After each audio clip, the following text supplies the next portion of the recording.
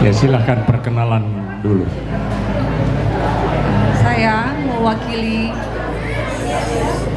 wilayah rohani Santo Fidelis dari Sigmaringen, dan saya berperan menjadi seorang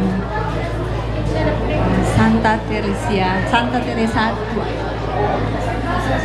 dengan nama Ibu Siana Kusuma. Ya, terima kasih atas perkenalan ini. Ada dua, dan ada pertanyaan. Ada dua pertanyaan. Yang pertanyaan pertama dijawab dalam 2 menit. Jelaskan tentang bagaimana spiritualitas hidup dan karya kerasulan yang Bunda Teresa lakukan saat beliau tua. Karya kerasulan yang Bunda Teresa lakukan adalah dia selalu terjun ke semua lapisan.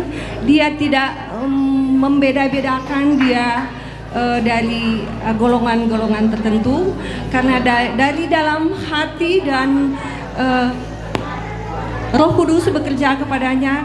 Dia selalu membantu manusia yang sangat membutuhkan pertolongan, karena dia ada di dunia ini walaupun dia sudah usia tua, sudah sakit-sakitan sekitar tahun 1983, berawal dari 1943 sampai 1983. Dia berkarya dengan semangat dia untuk membuat kaum miskin itu bermartabat di mata dunia.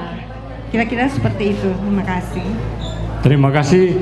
Dan terus pertanyaan yang kedua dijawab juga dalam 2 menit. Apa yang saudara ketahui, yang ibu ketahui tentang paroki Bunda Teresa dari Kalkuta? Paroki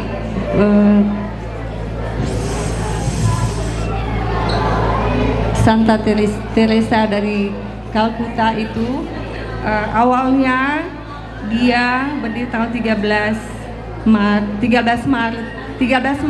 2016. Itu adalah peletakan batu pertama. Dan yang setahu saya, karena saya di sini baru 1 tahun, jadi setahu saya yang mempelopori terbentuknya stasi awalnya dari Bapak Sumese. Itu yang saya tahu. Dan selanjutnya pada tangga itu peletakan batu pertama itu dilakukan oleh Bapak Uskup MGR Selatan, dan ketika sudah menjadi paroki Santa Teresa dari Kalkuta itu tanggal 21 Februari 2021. Dan sekarang wilayah rohani itu ada 17. Yang 12 itu inti di paroki Santa Teresa Kalkuta di GPI, dan ada 5 stasi, yaitu di Kima ada 3 stasi dan di Mapangat ada 2. Kira-kira seperti itu. Terima kasih dan kembali ke. Terima kasih. Demikian penampilan Bunda dari Santo Fidelis.